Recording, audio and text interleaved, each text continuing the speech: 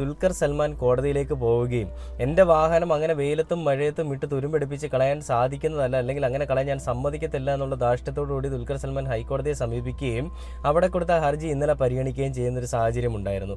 ആ ഹർജി പരിഗണിച്ചപ്പോൾ അടി കിട്ടിയത് കസ്റ്റംസ് ഉദ്യോഗസ്ഥർക്കാണ്. കാരണം ദുൽഖർ സൽമാൻ ആ വാഹനവുമായിട്ട് ബന്ധപ്പെട്ട എല്ലാ രേഖകളും സമർപ്പിക്കാൻ തയ്യാറായിരിക്കെ നിങ്ങൾ ആരും അത് നോക്കാതെ ആ വാഹനം വീട്ടിൽ പോയി എടുത്തുകൊണ്ട് വന്നതിന് ശേഷം അത് വിട്ടുകൊടുക്കില്ല എന്ന് പറയുന്നതിൽ ലോജിക്കില്ല എന്നും ആ വാഹനം ദുൽഖർ സൽമാൻ അവകാശപ്പെട്ടതാണെങ്കിൽ ആ വാഹനം ദുൽഖർ സൽമാൻ കൊടുത്തേ മതിയാകൂ എന്നുമാണ് കസ്റ്റംസ് ഉദ്യോഗസ്ഥരുടെ അടുത്ത് ഹൈക്കോടതി പറഞ്ഞത്. ബഹുമാന്യനായ ആദരണീയനായ നമ്മളെല്ലാവരും അങ്ങേയറ്റം ബഹുമാനം കൊടുക്കുന്ന നമ്മുടെ ഹൈക്കോടതി വിധി വളരെ സ്വാഗതാർഹമായിട്ടുള്ളതായിരുന്നു. നമ്മൾ പലപ്പോഴും പറഞ്ഞു, ഈ സംഘിക്കുട്ടന്മാരുടെ ഏറ്റവും വലിയ പ്രശ്നം ഹിന്ദുക്കൾ മാത്രം, ഒരു ഹിന്ദു രാഷ്ട്രം ഉണ്ടായാൽ മതി, ഹിന്ദുക്കളും കാവിക്കളസവും മാത്രം ഇവിടെ മതി, അതിനിടയിൽ പച്ചയോ മഞ്ഞയായിട്ടുള്ള കൊടികളൊന്നും വേണ്ട എന്നാണ് ഇവരുടെ ഒരു ധാർഷ്ട്യം. ആ ഒരു ധാർഷ്ട്യത്തിന്റെ പുറത്ത് തന്നെയാണ് മമ്മൂട്ടി, അതായത് മുഹമ്മദ്